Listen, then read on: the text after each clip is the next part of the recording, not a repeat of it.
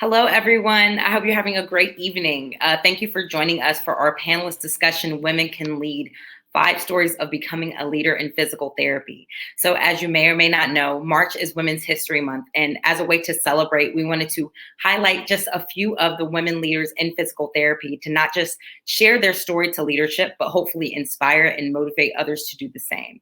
As we're working through the panel discussion today, please feel free to add comments in the live stream chat. We'll be addressing them as they come up, and there will also be a segment for comments to be answered at the end of the panel as well. I will be co-facilitating with Jimmy McKay, and we're looking forward to having an awesome event and evening.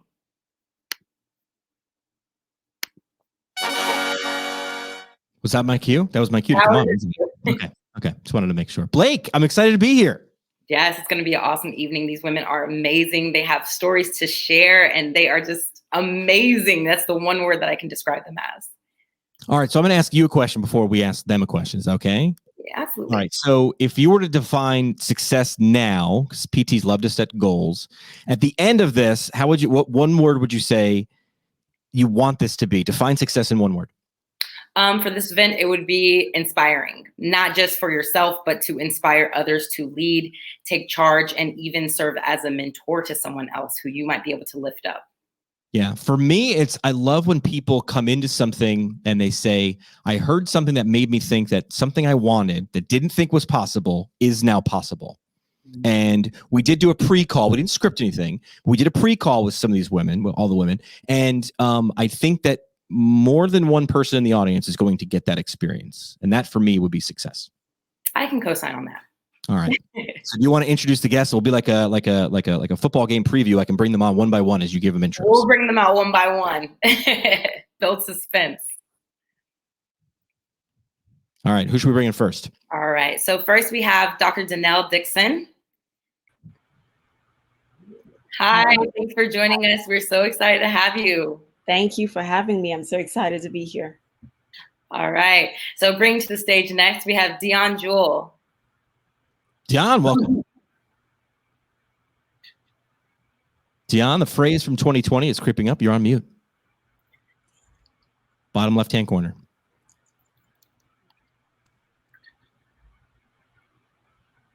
It's not letting me unmute. Oh, there we go. Revenge of the strikes again. All right. Next, we have Carmen Elliot. Carmen, welcome. Thank you. Hello, everyone. Hi. Up next, we have Dr. Elizabeth Locke. Good evening, everyone, and thank you so much for having me. And last but not least, Dr. Karen Godley. Hello, I'm so excited to be here. Awesome. So these are our amazing panelists that will be sharing their story, their journey, how they got to leadership, and they'll also be sharing with you not just the good parts, but the bad parts. This is going to be a very authentic conversation. And again, feel free to write in the chat. We want this to be interactive. This isn't a lecture. This is a panel. Please feel free to utilize their brains, everything that they've been experiencing to see how you can make the most of this experience while we're on live today. All right, so are you ladies ready to kind of start things off, get it going? All right, well, we can start off. I'm just going to kind of pick someone. So Dr. Danelle, why leadership? Why not leadership? I think we are in a very unique time in history that women are finding themselves at the forefront of the things that are necessary, leading the things that are necessary to move us forward and to really evolve our society. We are at the forefront of education. We're at the forefront of innovation. We're at the forefront of technology. And of course, in the PT world, we are now getting on the verge of leadership and really stepping into these amazing roles. And I think women are an amazing resource and bring so much to the table that can enhance leadership and give a different view of leadership from a very different perspective. And I think after the crazy times that's happened just in the last 2 years, we are ready for change. We are ready for innovation. We are ready for new things.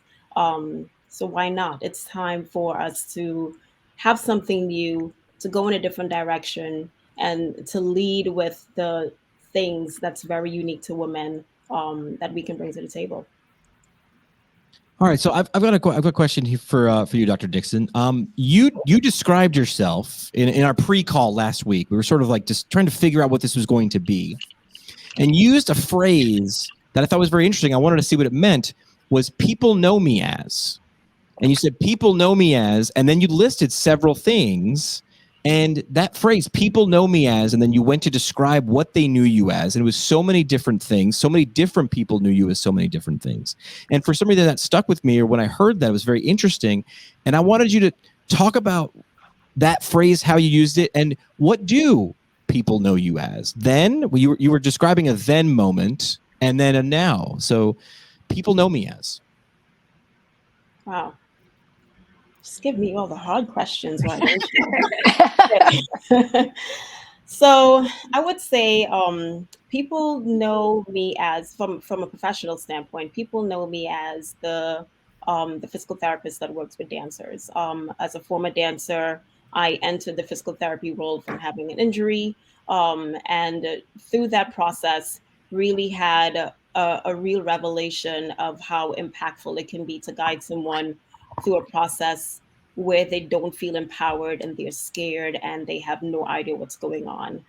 The emotional, the mental, and of course, the physical impact that injuries have on anyone. If you've ever been injured or ever experienced pain, you know this very well. And having someone there that you can trust to guide you through that process was something that really stuck with me. So it really influenced my decision to move from the direction of medicine into physical therapy, and to just blend that with my passion of working with dancers that I had an intimate connection with. So most people know me as having, one foot in the dance world as a former dancer and also as a physical therapist.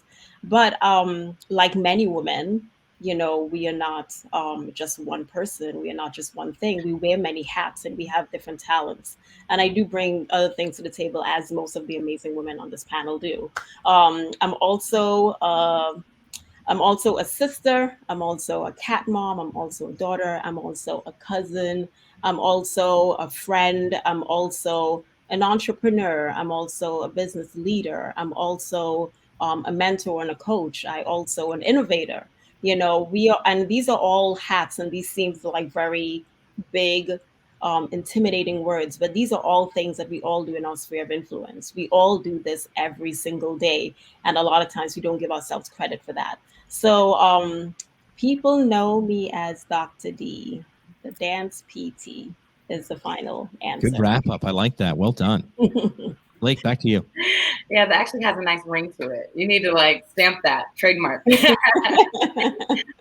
So we all know that as leaders, sometimes opportunity knocks and we open the door with welcome arms. Dianne, I know that when opportunity knocked, you wanted to walk in the opposite direction. Leadership is not something that you essentially wanted to go into, but you found yourself almost falling forward into it. Can you share your experiences when it comes to kind of conquering your fears and maybe going in a direction where you initially didn't want to go that way?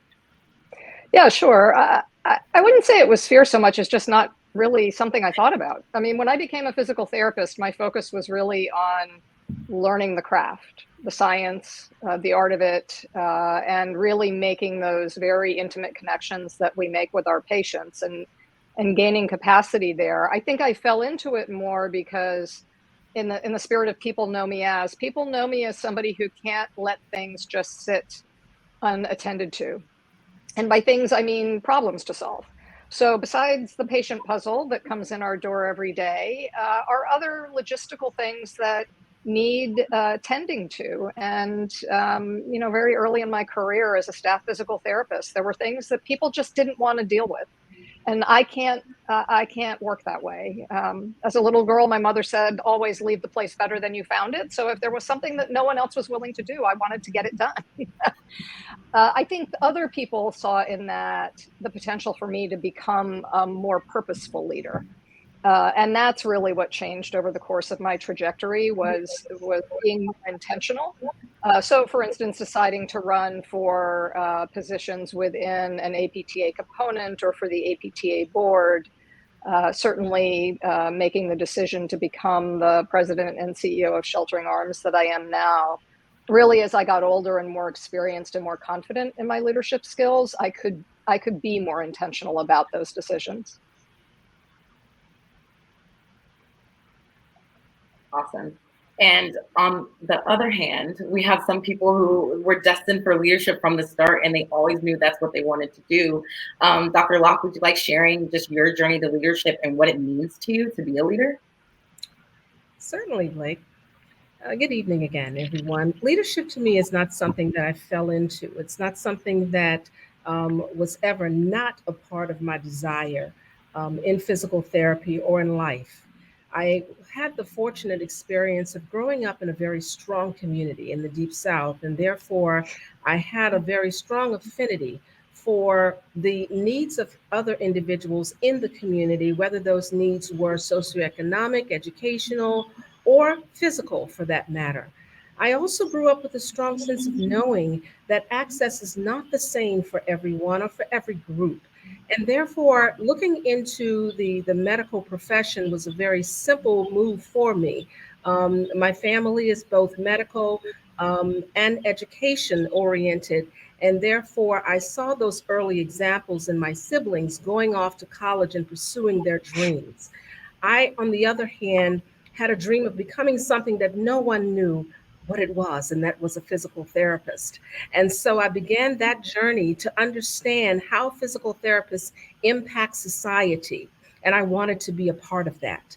After graduation from PT school and going to work at 2 different hospitals, I gravitated toward the public school system in a rural part of the state that had a very high percentage of children who were unidentified through no fault of anyone, but through their circumstance.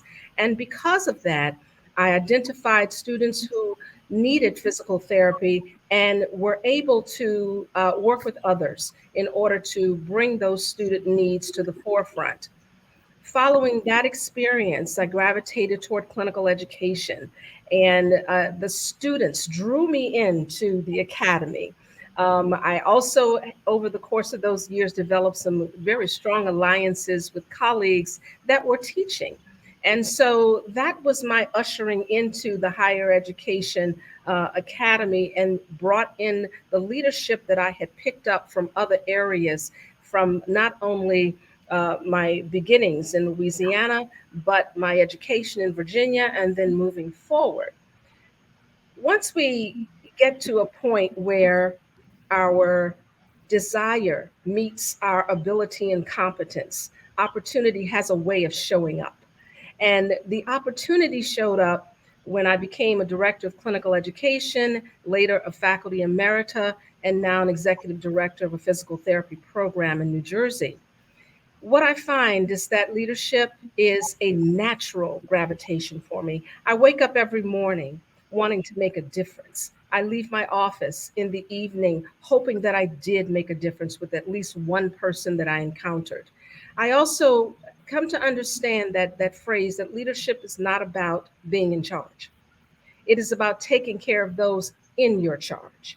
And so every day, the people that are around me energize me here at Kean University to not focus on who's in charge, but who's helping who to become more of what they expect to be within their own careers. So the leadership trajectory for me has not been a linear experience. I did not have many role models to see, to look at, to pattern behind. But as time moved on from the early 80s and toward today, those great leaders that, and hopefully I'll have a chance to mention them a little bit later, but they are the shoulders that I stand on. They are the ones who paved the way for us in many different areas.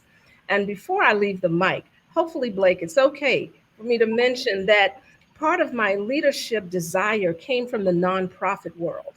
I have the advantage of being involved in some nonprofit associations and agencies, being board chair. I'm still serving on a state board. And that further solidifies that leadership is an opportunity. It's never a problem. It's never too much. It's never too little. It is an opportunity to make a difference. And I just feel very blessed to be in a position to do so. Blake, I've got a follow-up if that's okay. Yeah, absolutely. All right, Dr. Locke, the title of this presentation is Women Can Lead. You said that leadership to you had this gravitational pull. Yes. But as I have heard my whole life, sometimes women are overlooked in leadership roles, or even told when they stand up that really maybe they should quiet down, maybe they shouldn't lead. The title really is Women Can Lead. What would you say to those women who feel that gravitational pull, but are told, or either verbally or externally or internally, they're told, really not your place. Those people who want to take that step, but maybe feel like maybe I shouldn't. What would you say to them? Everyone has the capacity to lead. The question becomes, how are you going to reach your goals? How are you going to navigate through all of the discouragement to find encouragement? There was a model that existed many years ago that self-perpetuated in leadership, and it left women out. All of the models that we saw were not women. Most of the models that we saw were not persons of color. In order to be a leader, one has to see an issue as an opportunity. I would encourage anyone who has the capacity to lead to step outside of the box. Please do not stay inside of a box where you feel comfortable, or where you feel fearful of stepping into a new zone because you do not see yourself in that zone. The reason you don't see yourself there is because you haven't stepped in yet. And so one of the reasons that we must encourage women to continue to pursue and to be sustainable and resilient in leadership roles is that the world is calling us. That same pull that calls me is calling a lot of women. There are a lot of students in physical therapy school that are feeling that same call now and are trying to identify what pathway they're going to use. So I would say, rather than look at what is missing, look at what you can add to the culture of physical therapy by your presence, by your lived experiences on a day-to-day basis, and be fearless. Dr. Dickson, you got something to add to that? Yes, that's I love the question, and I've encountered that so many times in my career. It is super discouraging to not see someone like yourself, to not see people that you can identify with by any means, by skin color, by race, by culture, anything. And I've experienced that so many times that I just felt that I really needed to add to this question. I want to encourage everyone that's listening. You don't need a title to lead. You can lead by example. And I say that to say that a lot of times when you are stepping into a place where women or someone like you has not occupied before, you're going to get a lot of no's. And you're going to realize that the tribe that's going to follow you is going to start looking at what you're doing. And you don't need someone to appoint you a title in order to do that. You really want to make sure that you start leading by your actions and really stepping out and doing the things necessary to create the space that you're looking for. And also, to add a lot to what Dr. Locke has said, if you don't see the thing that you want, you have to go out and create it. Sometimes you have to create your own table if you can't find a table to sit at. You have to make sure that you create the opportunities for you. And a lot of people are very timid in that, but I would encourage you guys that this is the one time that you get to actually create your reality. You can lean into your creativity, your innovation to really create something special because it's tailored to you. And the beauty of it is that you're going to open doors for people behind you. So really lean into that. Bring in Carmen, then go back to Dr. Locke. So Carmen, you've got something to add to that. Feel free. Yeah, thanks, Jimmy. Yeah, I mean, to add to what Dr. Locke just said too, and Dr. Dickson, throughout my career, I also realized that I have come to the conclusion that maybe, just maybe, some roles just weren't meant to be. No matter how hard you push, how much you knock down the door, maybe it just wasn't for you. And, as I look at women, especially women of color in the C-suite roles, I remember my pursuit in my career, and one position in particular I applied for. I had all the qualifications, I had the expertise, I had the educational background, and I didn't get the job. And I remember seeing the person that they hired look totally different than me. And seeing the background of the person, didn't have the qualifications, didn't have the education, neither the experience. And I remember all the emotions that I felt. I was angry, I was sad, I was in disbelief, just so many different emotions. But in hindsight, I just thought maybe it was not for me. And with that said, what other opportunities can I pursue? And what else can I look for that I would feel like I belong to? So I have come to that conclusion. Sometimes we try to knock down doors that maybe just weren't for us.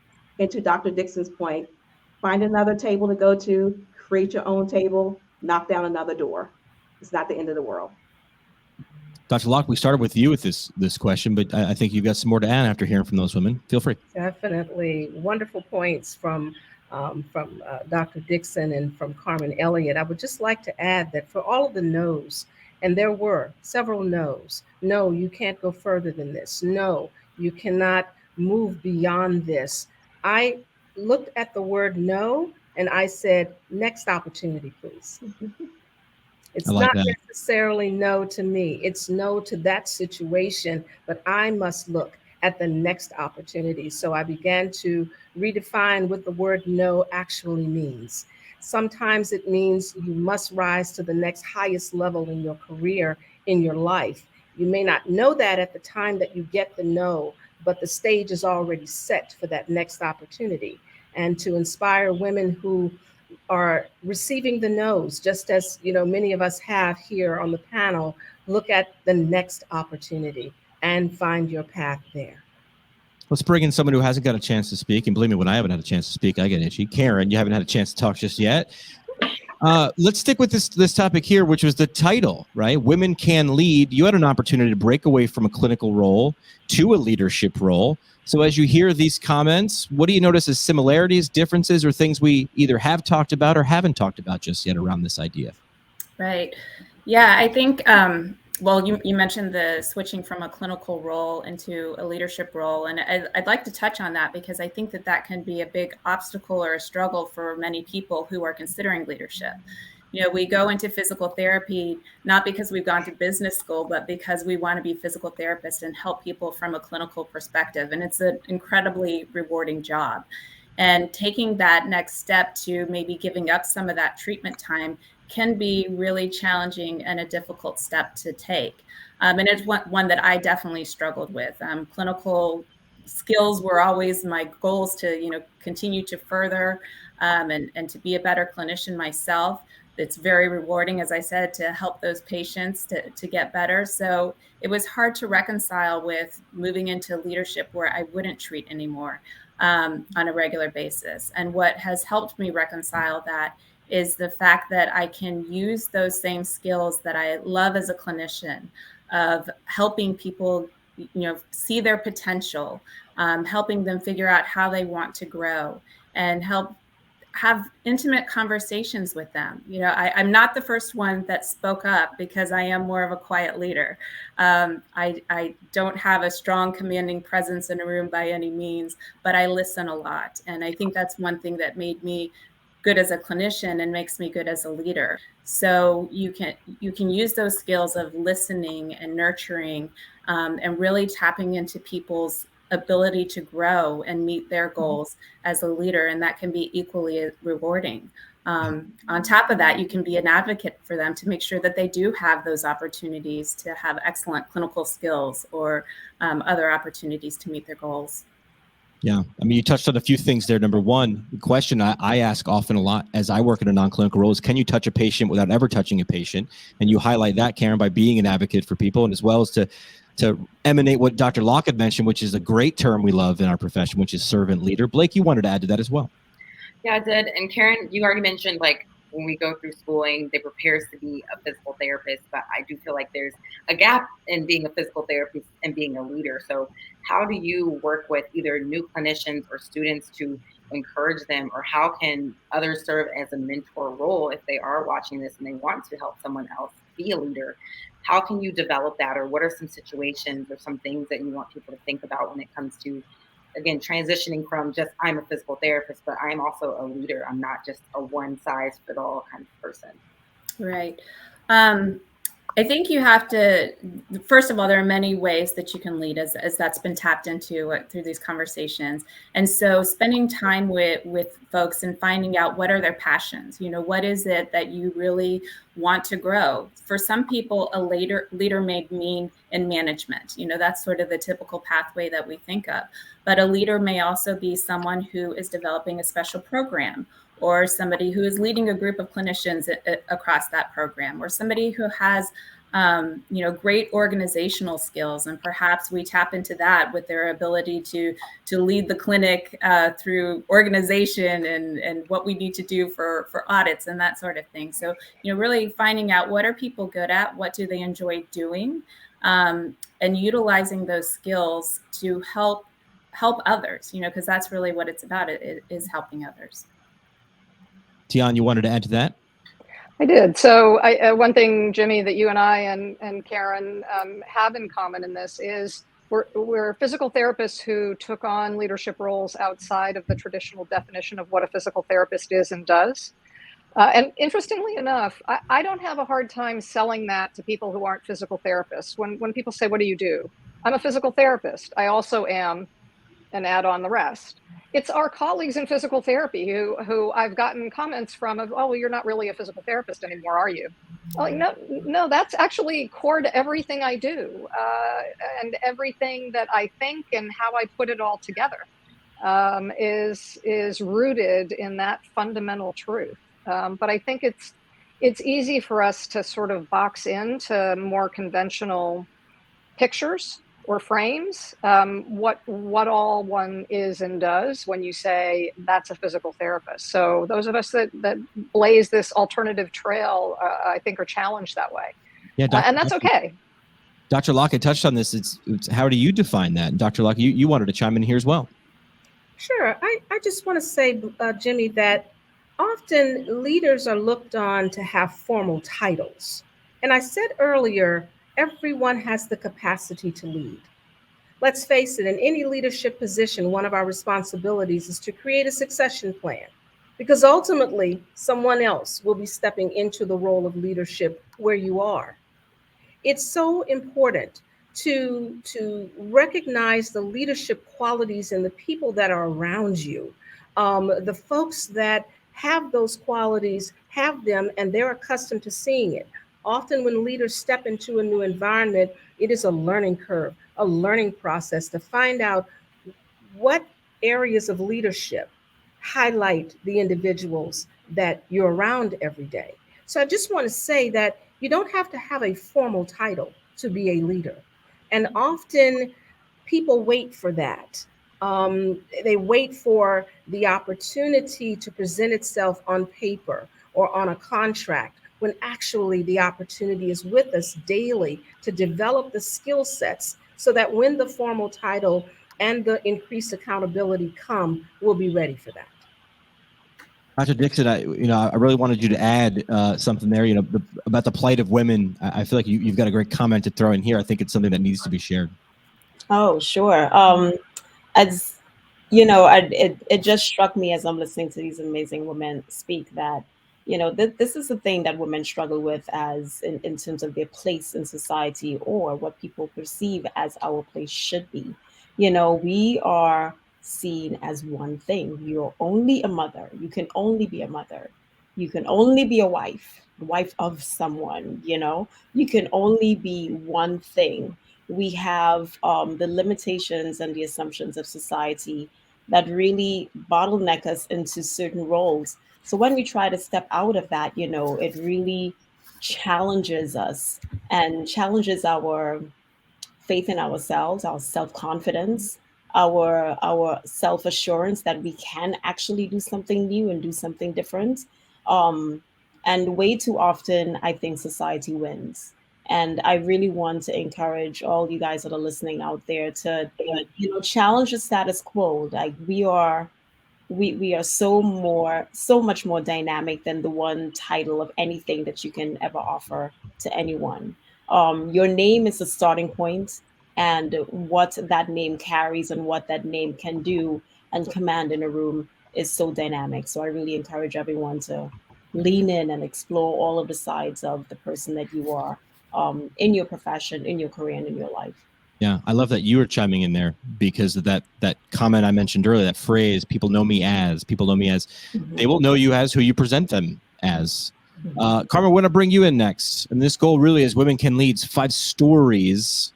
What story can we tell next for the audience? I was always taught, hey, become the person that you needed when you were younger, right? So what stories can you share now as we start to get a little bit warmed up? You guys aren't shy. I like that.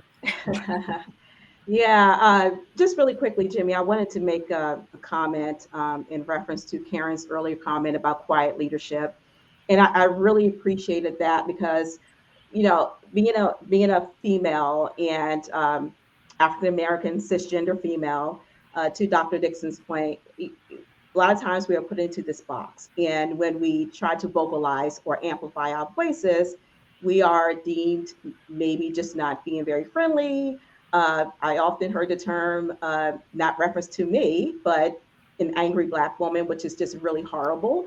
And these terms are said about people, which all we're trying to do is just reach outside the box that we were placed in. And I always believe that being a leader is a lifelong learning process. It's not about being the loudest person in the room, the first person to answer a question. It's a lifelong journey. It's a skill set that's acquired. So I really appreciate that comment about quiet leadership, because you can lead where you are. Doesn't mean you have to have the title to lead. You can lead specifically where you are.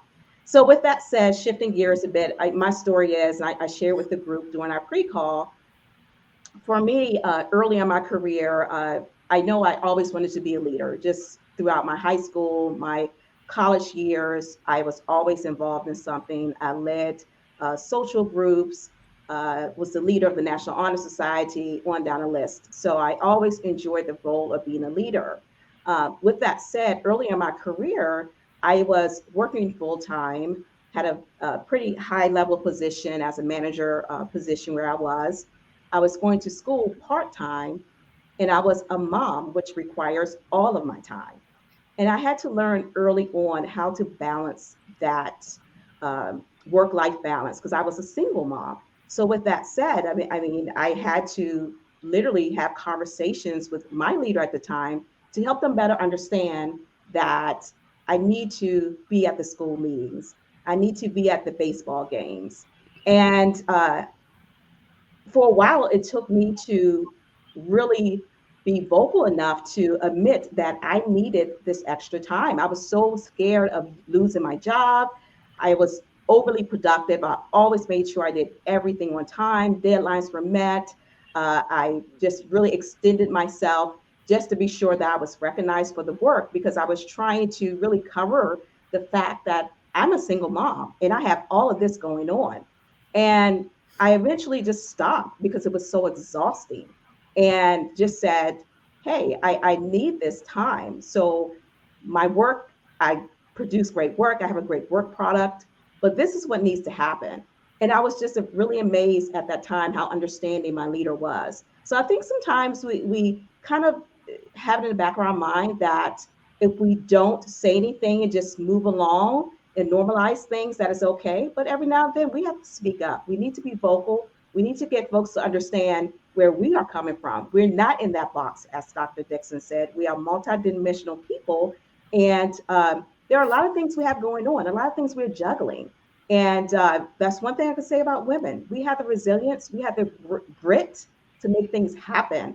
But with that said, we also need to be vocal and let folks know when we just need that space and that time to be able to take care of ourselves, because we can't be of help to anyone else if we're not taking care of ourselves. If I could just add to that, you know, what you said there in that story, Carmen, was important. We're all prone to putting people in boxes. Mm-hmm. So the assumption was that your leader wouldn't understand, and it was definitely a risk because you'd experienced other situations where they weren't understanding. But that's a part of really learning your leadership capacity, is what risks are you willing to take and when are you willing to take them? And some of that involves risking learning about people in a way you didn't expect. It certainly can involve being vocal, but even just your own decisions about who you're vocal to is part of the leadership development journey, I think.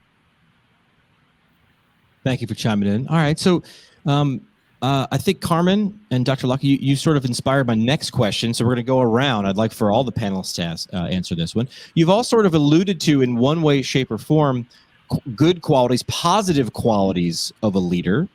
So let's see if we can go around the room and figure out, what do you think is an important quality? There have to be a lot, so I want to ask you to say which one's the most important. But what one comes to mind, what one strikes you when someone says, hey, what's a great quality to have in a leader? Who wants to go first? A leader would go first. I'll go first. So, and it's probably not one word, but I would say to accept feedback as a gift. And just hearing from others, you have to be willing to learn to be open to feedback. It helps you to grow. So that's something I have learned throughout my career journey, leadership journey. Accept feedback as a gift. Don't look down on it. Don't take it as someone trying to make you feel bad or whatever the case may be, but accept it as a gift and learn from what they are sharing with you. Excellent. Well put. I'll go next. One of the things that I struggled with early on, which I wish I would have realized sooner, was that failure is a blessing. So many times we're afraid of failing. We've been put into a leadership position because we work hard and we do succeed. And we see failure as something that we should run from or be ashamed of. And so many times those are the best learning experiences. It's not the easy path that is rewarding. It's the one that's the most challenging, just like we see with our patients, right? When we have that one patient that comes in the door and is better in 5 visits and easy peasy, we don't remember them so well. But the one that came in and said, oh, I don't know why I'm here. My doctor told me to come here. I've never been to physical therapy. I don't believe in it. And they have, many comorbidities and 5 different diagnoses, and they leave being grateful for what they've achieved during that time. Those obstacles or those moments of feeling like, what am I going to do with this patient? What am I going to do with this employee? Those are the opportunities that you really get to push yourself and make some great memories. Well, hold on a second, Karen. I'm going to push back a little bit, right? So okay. The audience might be saying like, well, of course, Karen she's on the stage here. She can say, yeah, embrace failure. It's great because she's already there. She's made it. So how about a story? Like, is there an example that comes to mind? I'm sure if you're saying that, there's lots of examples where fail was first attempt in learning and it was the obstacle was the way. Is there something that a story, because this is the stories about examples in leadership. Does any favorite failure of yours come to mind? A favorite failure, gosh. Well, I do try to forget about those failures eventually and just take what I've learned from them. Gosh, I don't know about a favorite failure, but I remember a very key moment when I felt like a failure. Okay. Where I was probably working with about 10 to 12 clinics at the time. I was a new mom. My husband was traveling quite a bit for work. And I just felt like I'm failing at everything I do. I'm not being the best mom. I'm not being the best wife. I'm not being the best physical therapist. I'm not being the best leader. There were just so many aspects where I felt like a failure.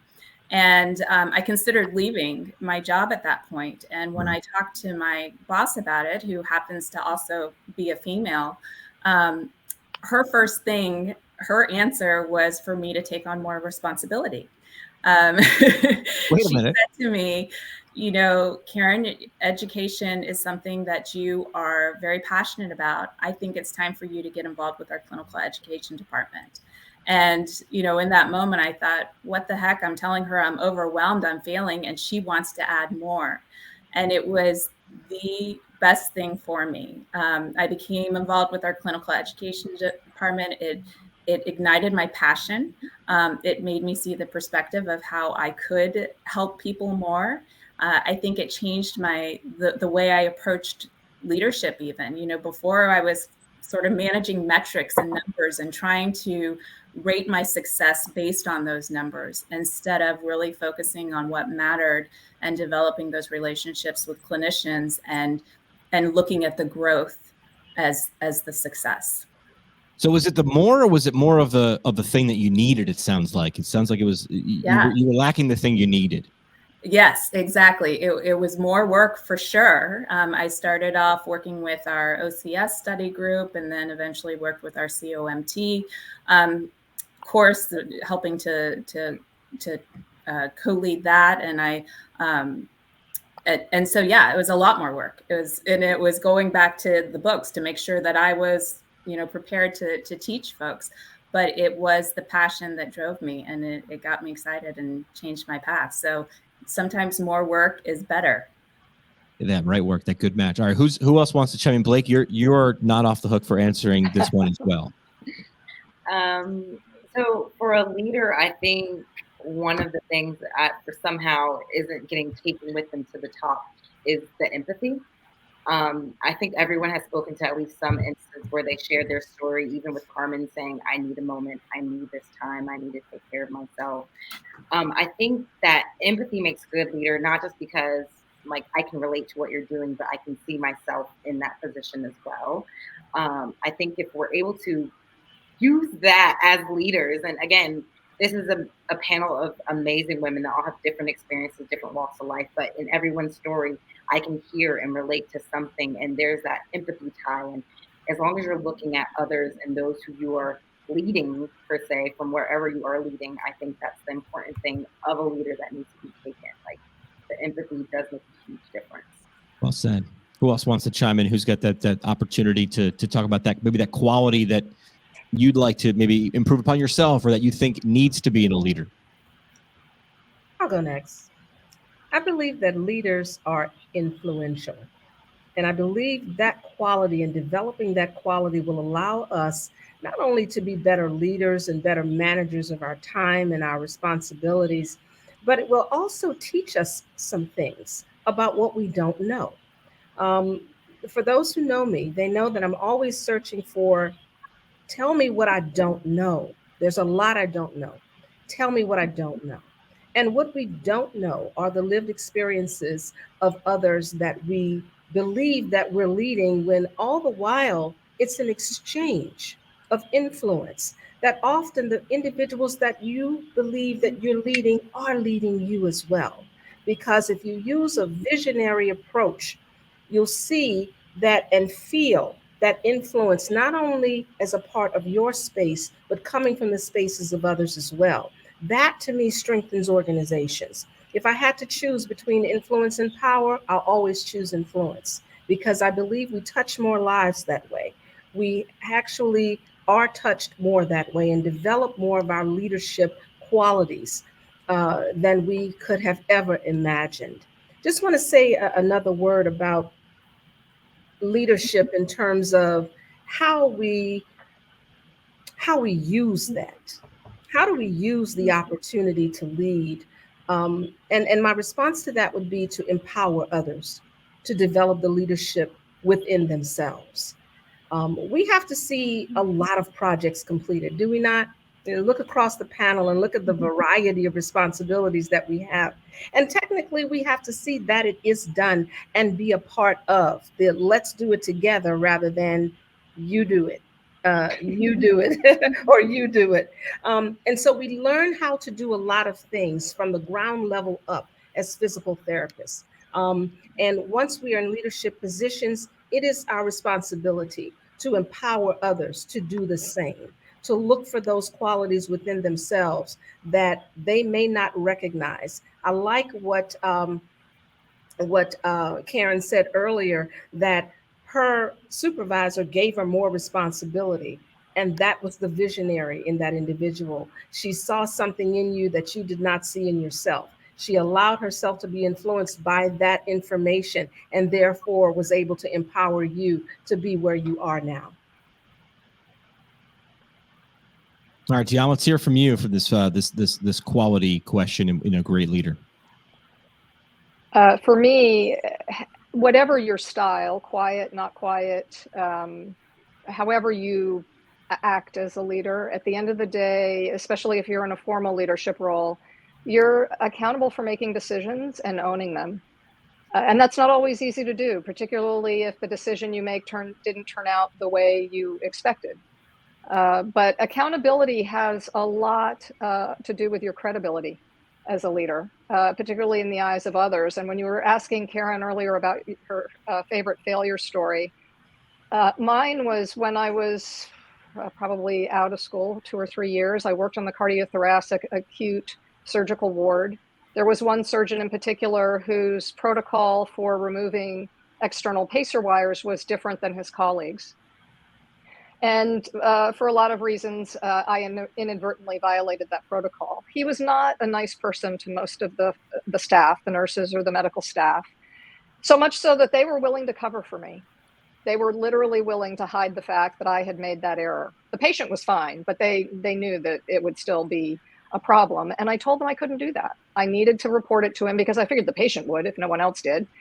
So I contacted him, and he was free to see me. So I went down to his office and said, I'm going to tell you something I don't think you're going to like. And he said, well, what is it? And I explained what happened. And he looked at me and said, did you kill him?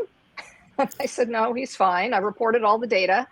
He said, all right, sit down and let me tell you why I'm the only surgeon in this practice who has this particular protocol.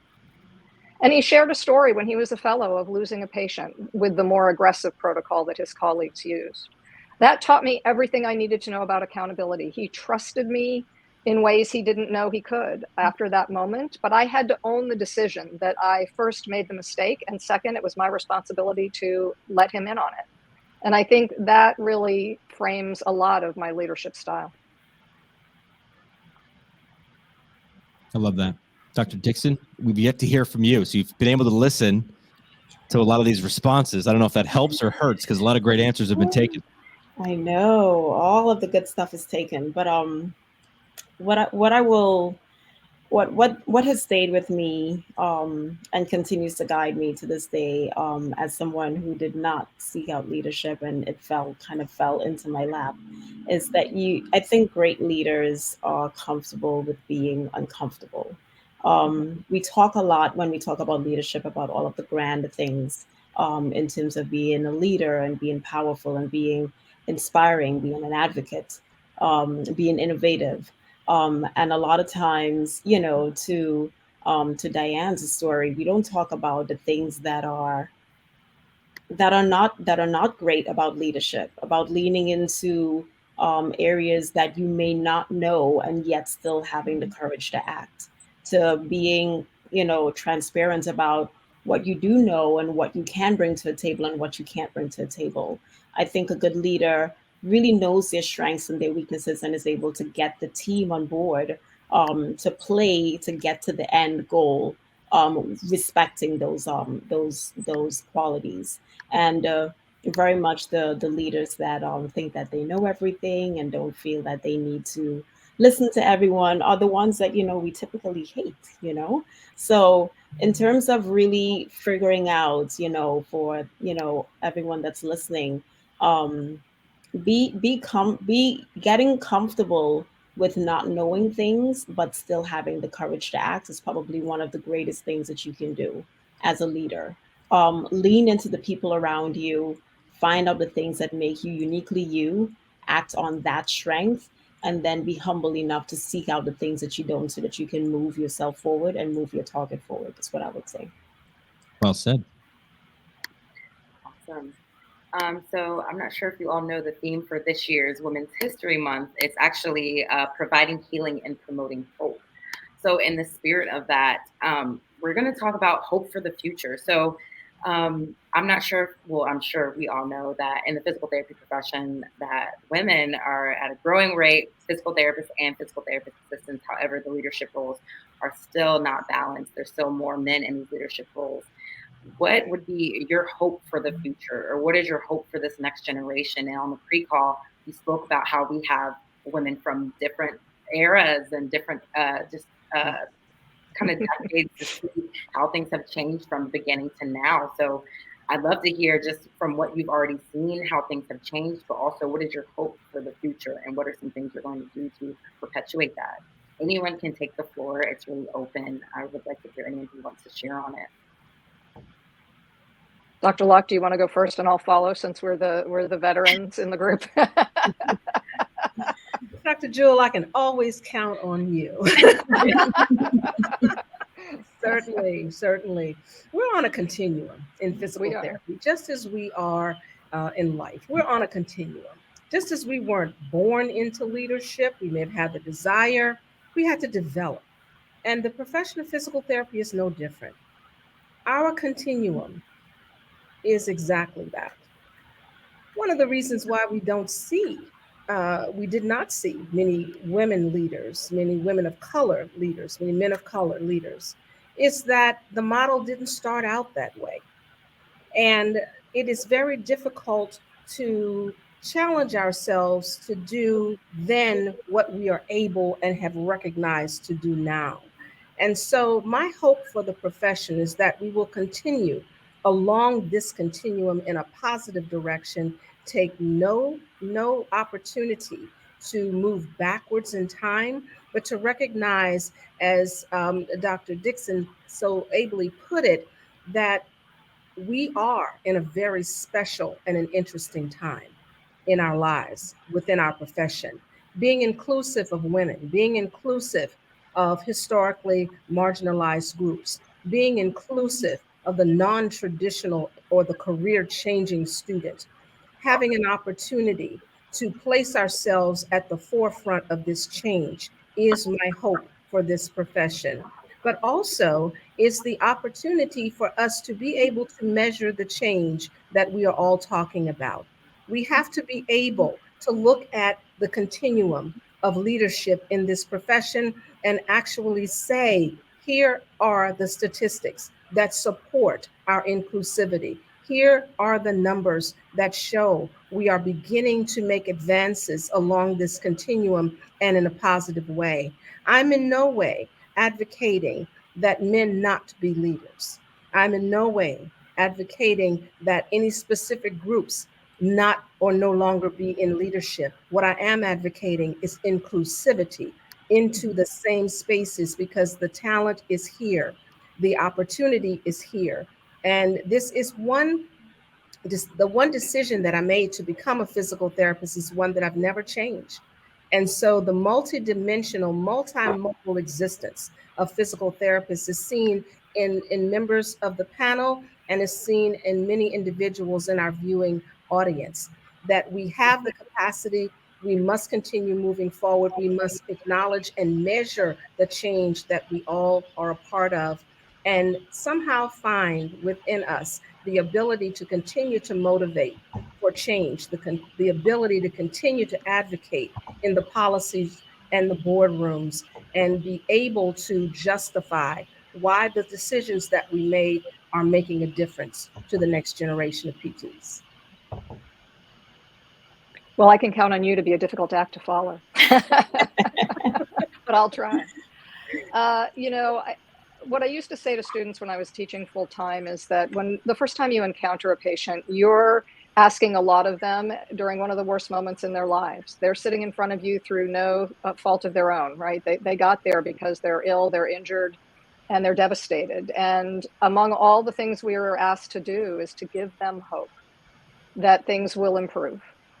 And we learn very early in school techniques to be able to do that. Yet we're really hard at that for our own progression as professionals. We don't give ourselves credit for the small steps we succeed in taking. So for instance, to the earlier comments about leadership with a small L, there are so many ways to lead and to influence and to make a difference, and to ignore them because they're not capital L roles that you may or may not have an opportunity to fill in is to really miss the chance to create hope on a much grander scale, in my opinion. You touch more lives when you can see yourself as a leader in whatever capacity you're operating in.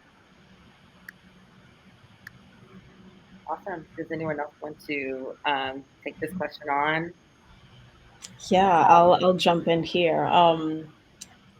I am looking forward to the next generation flipping things upside down. I cannot wait. I truly cannot wait.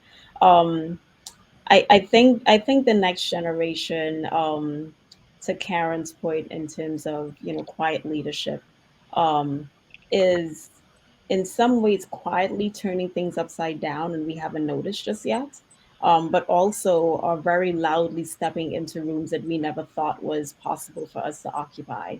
And as part contributor, but also from a just a viewer standpoint, I'm completely enjoying the innovation and the daring and and just the general positivity that the younger generation is bringing into the PT world, specifically when it comes to leaderships.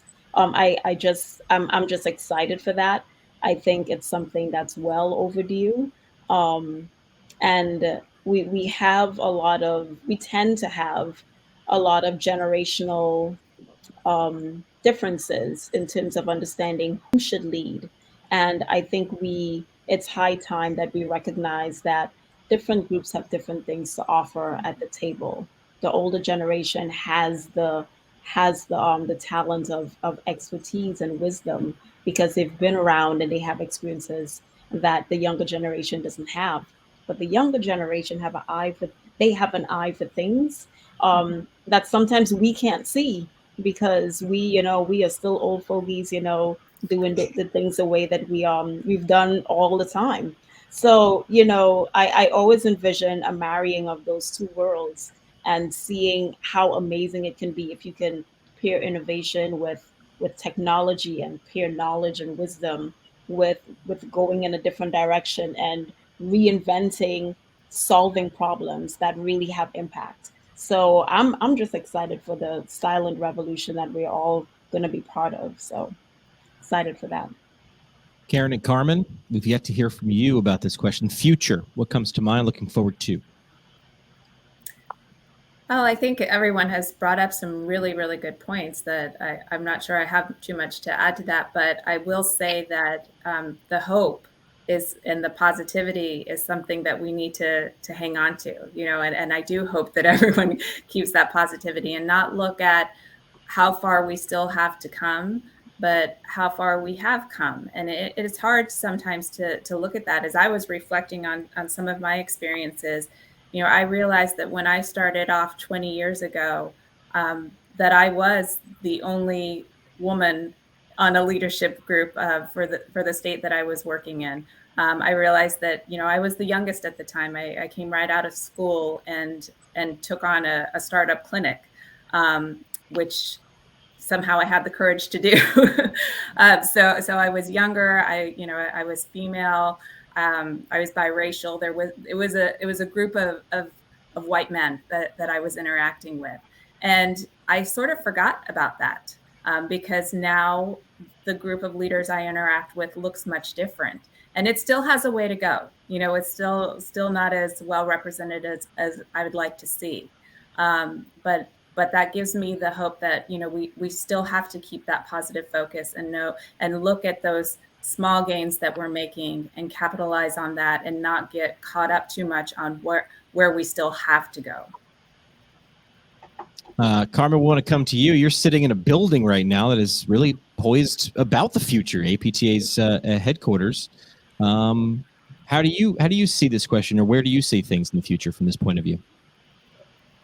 Yeah, I sat here and thought about this for a moment because I was standing down, probably the complete antithesis of what this platform is all about, right? Women can lead, but I was kind of standing down and allowing the physical therapist on the panel to talk first. But with that said, my hope, and it's very simple, just being in the role that I've been in and being with APTA, the organization for 15 years, and then prior to that, working for a physical therapist company, I would say that the hope is that the profession will reflect the society that they serve.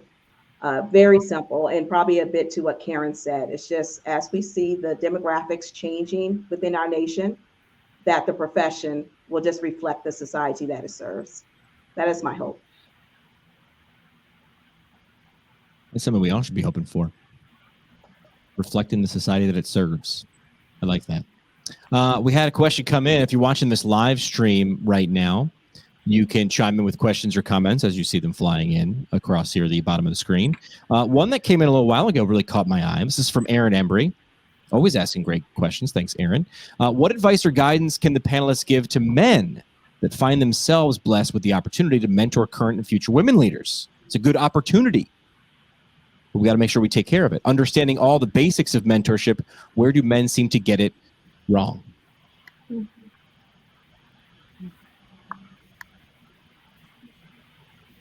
So I guess I'll jump in. Dr. Locke, you want to say something or? No, Carmen, you go. You shouldn't be standing down to us because we're physical therapists. You go. Yeah, great question. And I guess I would think, I would flip this a bit and think about men, maybe not so much looking at the role as a mentor. They could definitely be mentors to females, but I will look to males probably being a sponsor. So, and when I say that, I often say that mentors guide you, but sponsors advocate for you. So I really believe there is a place for males where they could sponsor females, people of color, by just being that advocate for that person when they're not in the room. This is the person who will speak your name. It would just mention your name and just bring your name up in opportunities. So I would probably recommend maybe considering how to be a sponsor, not saying you can't be a mentor, but there are opportunities there for being that ally for someone by sponsoring them, by advocating for them when they're nowhere around, but just being able to speak their name or bring up their name for opportunities. Or maybe you should take a look at this person. She will be a great person for you to tap into. That's an interesting way to look at it. I think one of the things that I've always believed in terms of mentorship is that first educate yourself about what being a mentor means and how important it is to provide another individual with a positive experience and a positive way of existing within the profession. It is not, in my eyes, so difficult to mentor across gender lines, across lines of race and ethnicity, across generational age lines, but it is how much do you know about the individual that you want to mentor or sponsor?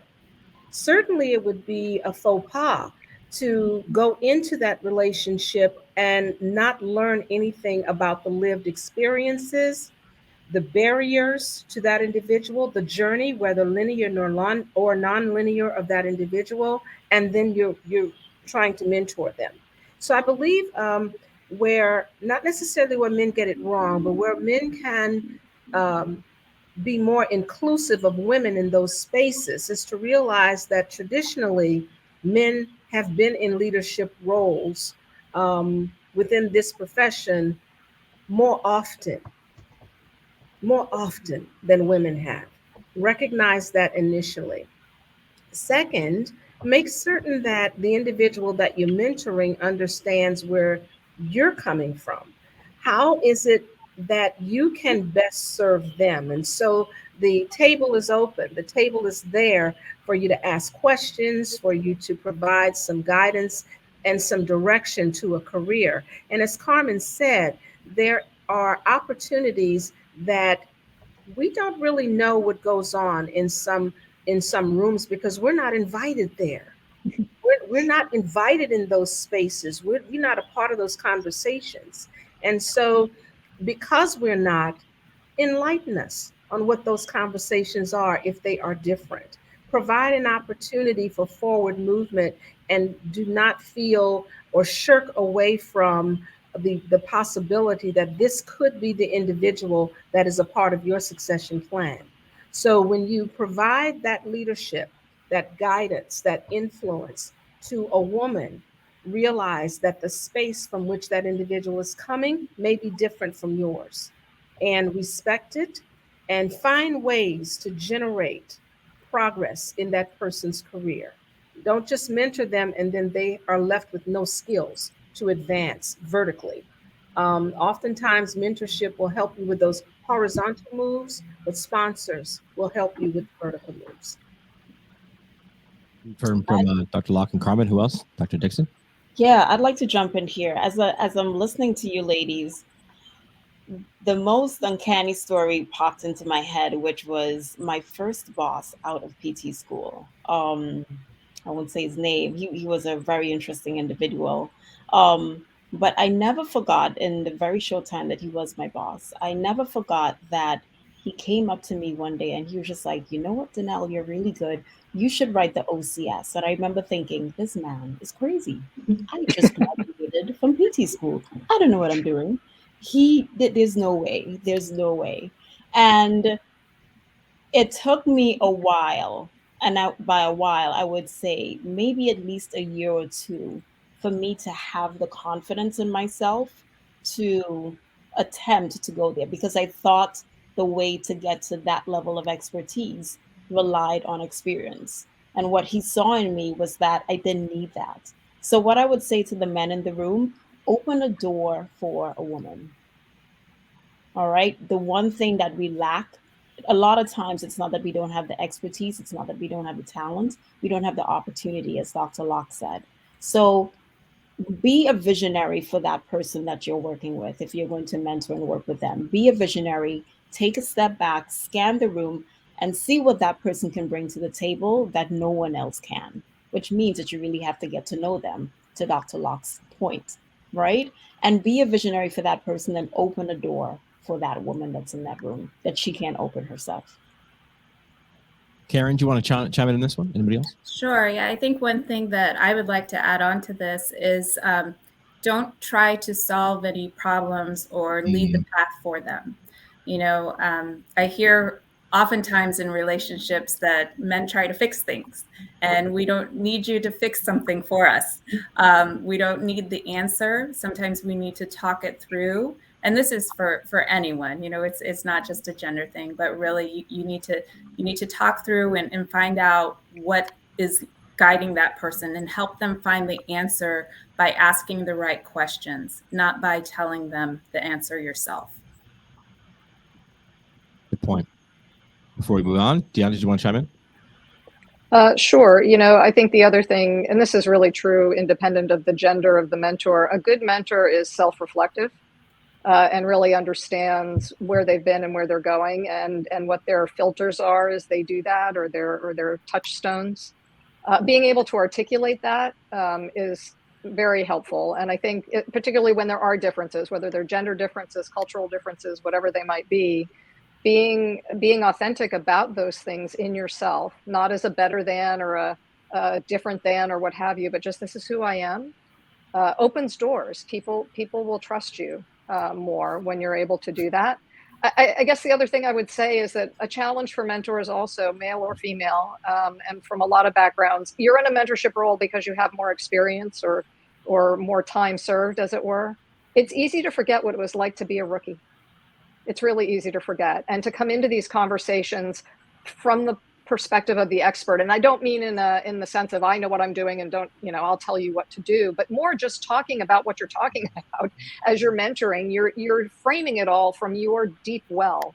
And particularly for women who may not have had the opportunities that you've had, that deep well is just, you know, an obscure place. So you really have to be able to bring it back to what was it like when I first started, in order to make it understandable and accessible, I think.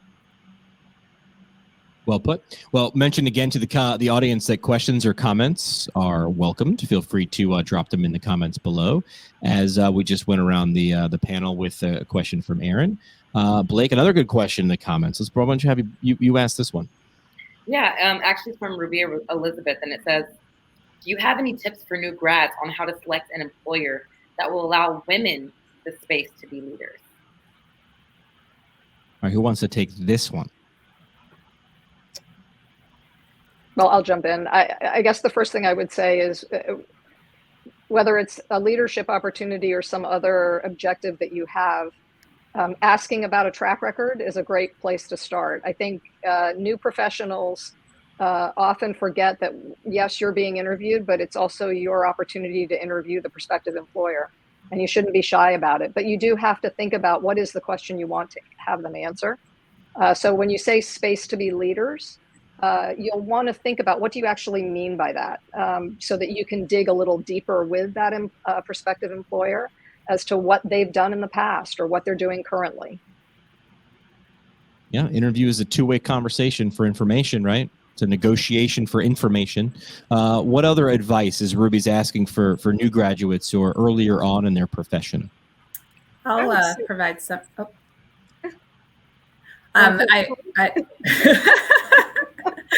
I'm big in the screen, so I'll go.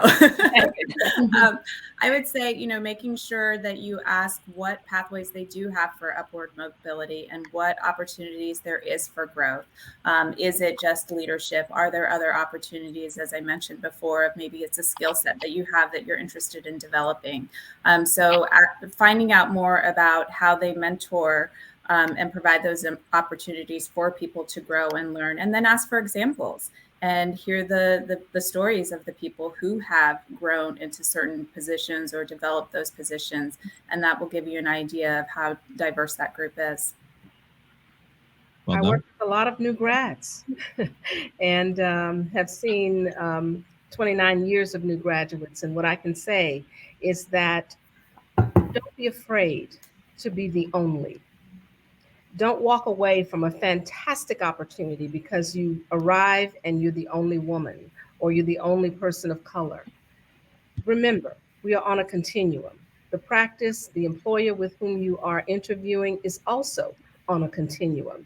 And it very well may be one of the strategic objectives of that business is to provide more opportunities to women, provide more opportunities in order to place themselves in a greater competitive position with other businesses that offer the same product or the same service. So not being afraid to be the only. I've been the only in most situations that I have encountered. And that is why my earlier comment of be fearless was said very early. And that is, fear will keep you away from great opportunities. You have to somehow master that and not look at what is not there, but also with the opportunity to be the first, to create a continuum that moves in sync with where the world is right now and is going. Dr. Locke with the hashtag of the night so far, be the only. I like that. Any other closing comments around that one before we moved on? Anybody else want to chime in? I take your silence as agreement. All right. I like asking questions like this next one because I think things start and end with people. That's why tonight is Women Can Lead, 5 stories with leaders. How about this? Mentors who helped guide you. Who are those people? Let's earlier, I think Dr. Dickson had a story where she didn't mention someone's name, but let's name drop and mention some good examples of mentors and how they were able to guide and lead you, to use those as examples. Maybe we can take those into the future. Who wants to talk about a person who helped guide them?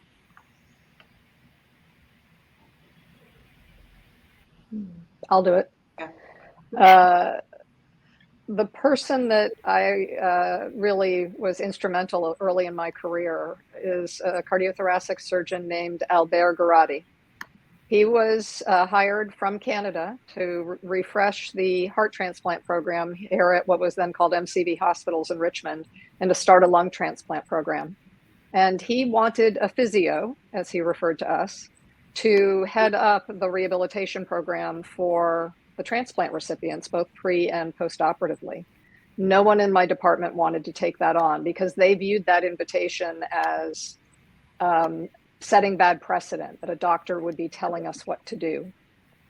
I was a new grad, literally like 8 months out of school when he landed, and went to talk to him to find out about the opportunity. And what he offered me was education anywhere I needed it because I was a new grad and didn't know a lot. But also said, I'm not here to tell you what to do because you're the expert in rehabilitation. but I need you to be these things in my program. And that mentorship, not just in that moment, but over the course of my time in that group, was first to recognize that I brought something unique to the table. So to Dr. Locke's earlier point about I was the only rehabilitation professional of any kind in that group. But he saw the value in that and opened a door, and it was my job to either step through it or not. And the fact that I did and he made good on his promise has stayed with me throughout my career. Great story. Who's up next? Sharing time. I actually have just like a brief story about just mentorship, but the importance of reaching out and giving just a little bit of your time, actually. So I actually met Chris Wilson at APTA event, and just communicating. I was one of the only younger ones in the room at the time, and I had the benefit of exchanging contact information, and I followed up with an email, and he said, you know what, I'm going to put you in contact with a couple of people. And one of the people actually was Dianne, and I emailed her and I reached out and I said, would you be willing to talk to me in the chat? And we agreed to talking with a complete stranger, which was awesome. And we had a great Google Meet or Zoom chat, and it actually led me to finding APTA Virginia and even getting involved with the diversity inclusion group. So thank you, Dianne, for that. And it's just the importance, I think it just highlights that small interactions can cause a huge ripple effect, because I wouldn't be here, I wouldn't be in the group that I'm in now, or even just making these connections. So thank you. I don't think I ever extended that again. But that's my brief story. It was my pleasure, and I see the fruits of our conversation before me. So it's a pleasure all the way around. Thank you. All right, so we heard from two of the ladies on the screen. Who wants to go next about talking about a great positive mentorship experience? I'll jump in there. So I would say as I progressed through my career, I mostly had probably more role models than mentors. Just people who I look to as being great examples. Definitely my parents, of course. But over the last few years, I had a few female CEO friends that I will reach out to, and they will provide guidance and advise me on a few things.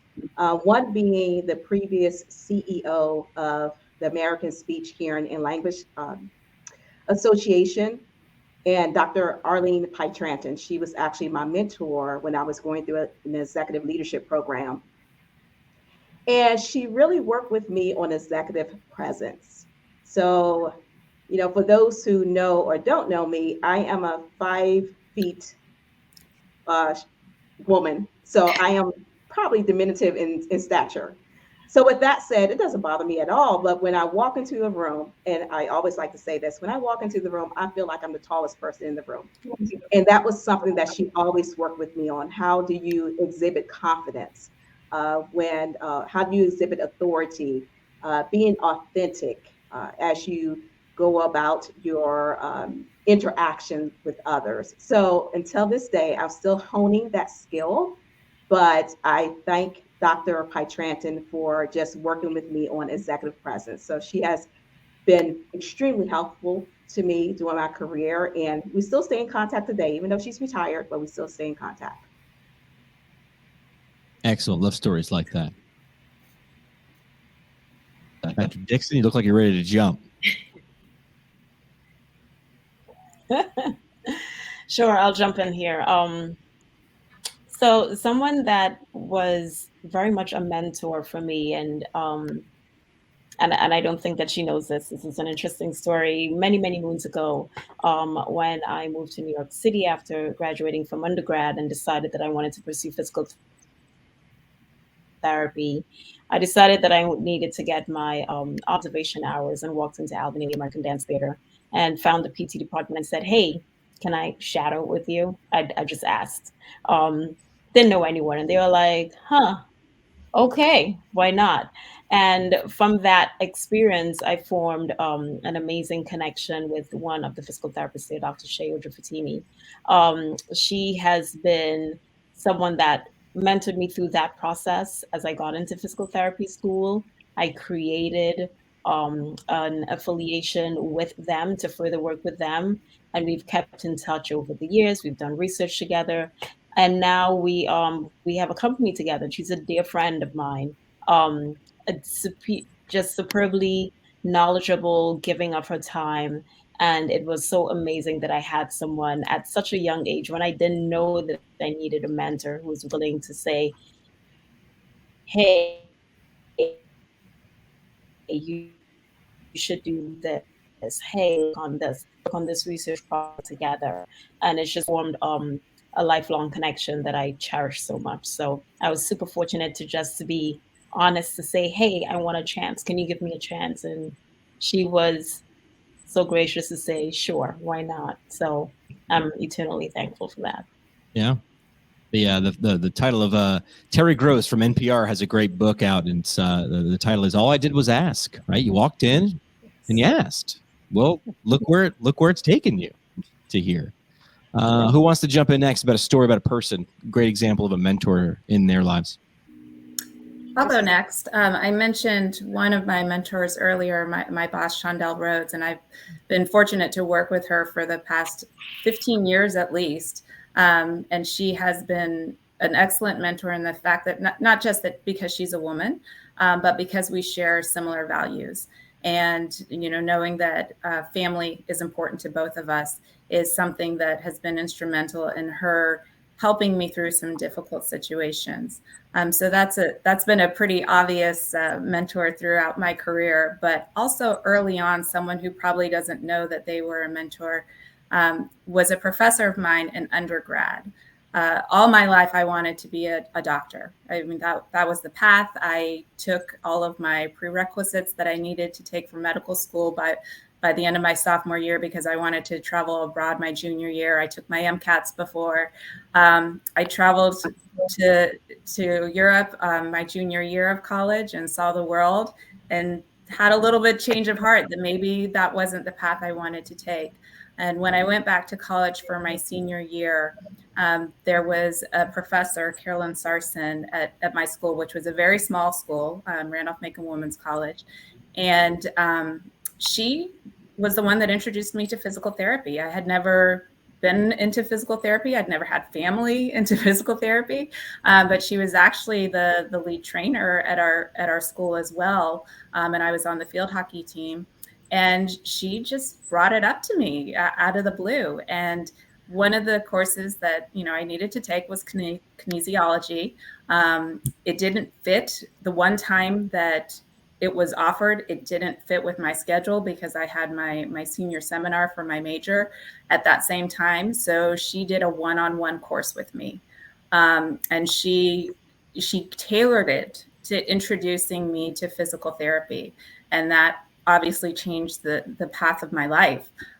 So I am forever grateful for her for taking the time to do a one-on-one course with one student, because she thought that was something that could lead me down a different path. And I'm so grateful for it. Dr. I'm Locke, grateful that I went to a small school. I will I will advocate for that as well. It's here for the small universities, myself as well. Dr. Locke, I think you haven't chimed in on this one yet, right? Yes. Jimmy, that's a trick question. Asking us to identify one person who has influenced us. I have three actually. The person who gave me the desire and the confidence to pursue every dream that came to me, to stay genuine and to stay authentically connected to that dream, is my mother. And I give her so much credit for doing what she continues to do for me and inspiring me to continue on in my career. Next, there was one clinical instructor who changed my life. And her name is Ellen Hall. And she probably is not watching, and she may not realize the impact that she's had on me to this very day. She was my orthopedics clinical instructor, and through the power of her example, gave me the opportunity to see and to experience clinical instruction by an African-American physical therapist, which at that time was something you just never saw. Her example of professionalism, of competence, of accountability and expectation, and I enunciate the last word, high expectations of me, allowed me to see clinical education from that level, from being a student, but I was also mentored by someone who looked like me, and that was life-changing. It was so life-changing that I continued on in clinical education as a CI and later as an SCCE, and I had the desire to be a DCE, a director of clinical education. So in my taking students at the school system at which I worked and at the hospital at which I worked, I made a call to one person. And I'm sure that Dianne knows who I'm talking about, and that's George Myhafer, who was my very first clinical instructor. And I'm not sure if he's watching, but if he is, hey, George, thank you so much. George told me that there was a position available for an academic coordinator of clinical education, and having a relationship with the university and with its students and some members of its faculty, I decided, well, why not? What I didn't know is that at the time, George was not the chair. Another gentleman by the name of Dr. Jack Echternock was the chair of that program, hired me into that position as the first African-American core faculty member full-time at the university.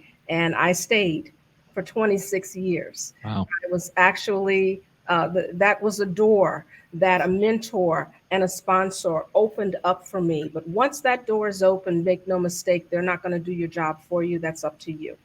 And learning the ropes of the profession through several years of evolution of the profession, the position, learning higher education, all of those efforts from my mother to Ellen, to George, and to Jack have really led me where I am now.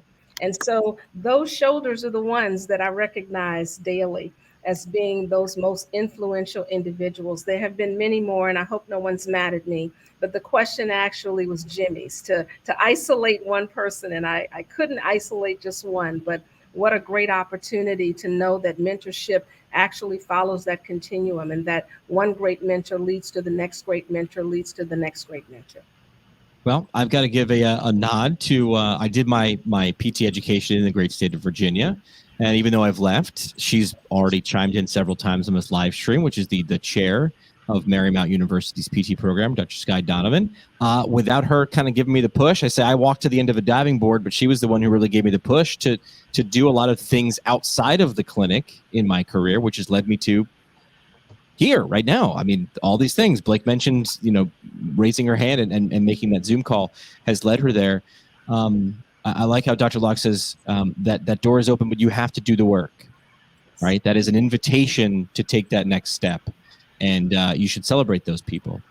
Maybe we should thank them not just on a live stream every once in a while, right? Send those thank you cards, send those emails, and make sure you say thank you. That's correct. Is Sky also the chair of the APTA's Diversity, Equity, and Inclusion Committee, as she is on the APTA Board of Directors. Leader, really all over the place.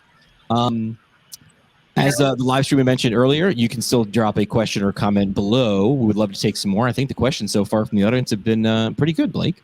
Yeah, absolutely. And one thing I want to highlight about everything that was shared is we saw the different aspects of mentorship, what that looks like, even from a distance, with it being a role model, like everything you do, no matter how big or small, whether it was Chris Wilson with me making the introduction, being that sponsor, whether it was, stepping up while asking a stranger a question, like, can I shadow you? All of that is showing the different moving parts of taking initiative and making those introductions and even serving as that mentor or that sponsor. So I think it was awesome hearing all the different stories and how that materialized and what it looked like for everyone in different ways.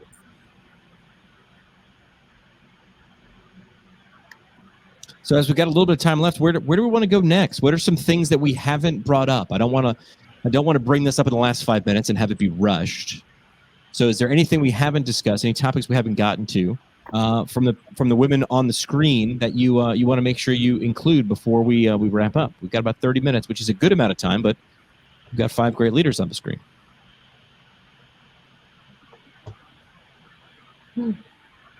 Jimmy, I'll jump in there. I think the only thing I would add is the importance of having a network. And I think I kind of heard that theme throughout tonight. It's so important for women to have a network of other women that you can go to, bounce ideas off of. If you have to vent, it's good to do that too. But having a network is so important, really just to help you in your career goals, your leadership goals, personal goals, whatever it may be. But just having a strong network to go to is really key, at least from my lens. I think it is. So when we get there, right, is with a network. Well, how about we do this, Carmen? That felt like a parting shot. You've been on my podcast before, and that's what we do. So how about this? We look like, I feel like we've got a lot out. Let's go around the room. We'll go Dr. Locke next. Parting shot, really just your chance for a mic drop moment, a final statement, a sentiment, or an idea. I feel like you already have the hashtag of the night, be the only. But what would you want to wrap up with for the evening? Have the opportunity. Take the opportunity. You may get no's along the way, women, but take it as the next opportunity. I believe that my parting shot would be, don't give up. If you really believe in your abilities, and if you have seen your own self in action, you know that you have the ability to be a leader, whether you have a formal title or an informal one. You are important and you are special and you are needed in the workforce. So regardless of whether you find yourself, as Carmen and I did, as single parents or as moms, regardless of, look at the opportunity and not make excuses for what you cannot do. Well done. As we go around the panel, Karen, your parting shot, things you want to leave with the audience with tonight. Give yourself some grace. It's okay to mess up. You're not going to be perfect at everything. If you're juggling work and home life, this work-life balance that everyone talks about, you're not going to be the perfect mom and the perfect employee at all times, but it is about giving and taking and sacrificing and giving yourself that grace when you mess up, because it'll happen. But as I said earlier, hopefully you learn from that. Yes, it will. Let's see, Dr. Dickson, going around the horn. I would say embrace the power of your unicornness. And I say that to say that each of us have something very unique to bring to the table as a woman, as a PT, and as a leader in your own sphere of influence. Understand how powerful it is that you actually do stand out, and you will stand out by leaning into the thing that makes you uniquely you. So really embrace those things, develop those personality quirks or those talents or skills that differentiate you from the crowd, and use that as a tool to lead where you are placed or where you decide to be. Embrace your inner unicorn. All right. Good luck following that one. But that's the job of Dianne. Thanks. I hope you take away from this session, among a lot of things, how diverse our stories are. There are common threads that bind us together as women, as physical therapists, as women leaders. But my point is that no one leadership journey is the same. And that's a good thing. That means there are lots of ways for you to get to where you're going. And part of that is embracing your inner unicorn, because that will lay out the path before you. So just remember, it's not what social media projects in terms of this is success and this is the only version of success. It really is as varied as there are stars in the sky. Hashtag Team Unicorn. Blake, there's no way I can let you off the hook here. What would you want your parting shot to be? As you came into this, I asked you what success might look like before we started. I'm guessing with that look on your face and the panelists, we probably achieved that there. But what would you want to leave the audience with? Something you took away from tonight? I think Dianne already touched on this, is focus on your path and your journey. It's going to look different. I think that it's awesome to be able to have things that almost like you can model off of and see how it works. But I think we touched on this when we were discussing mentors.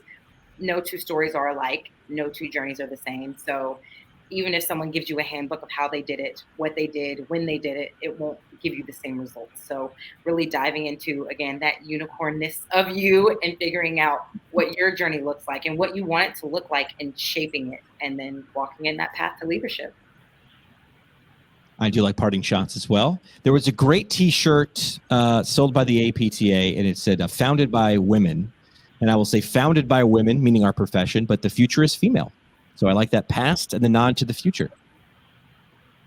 All right, are we wrapping up? Are we done here? I think we're good. Well, thanks so much for the audience for hanging with us, having some great questions and comments. Thank you, ladies on the screen, for your time. And Blake, thanks for being our host for the evening. On behalf of APTA Virginia, thank you. Thank you, everyone, for joining. Thanks, everybody. Thank you. Be well. Thank you.